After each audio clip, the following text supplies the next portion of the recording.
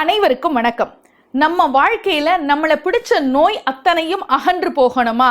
திருநாவுக்கரசருடைய இந்த ஒரு பதிகத்தை மட்டும் பாடினாலே போதும், நம்மளை பிடிச்ச பிணி அத்தனையும் தொலைஞ்சு போகும். அமுதாக இருக்கக்கூடியவன் சிவபெருமான். அப்படிப்பட்ட சிவபெருமான் நம்முடைய வினைகளை எல்லாம் தீர்க்கக்கூடிய மருந்தாக இருக்கிறான்.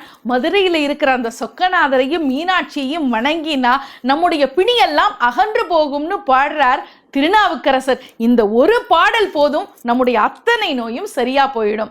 எப்படி பாடுறார் தெரியுமா?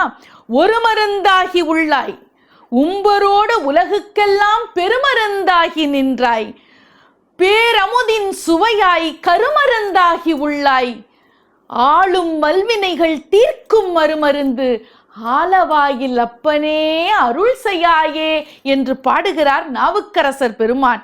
அந்த பாடலை நீங்க தினமும் பாடினீங்கன்னா உங்களை பிடித்த பிணியை அந்த சிவபெருமான் போக்கி விடுவார் என்பதில் எந்த சந்தேகமும் இல்லை.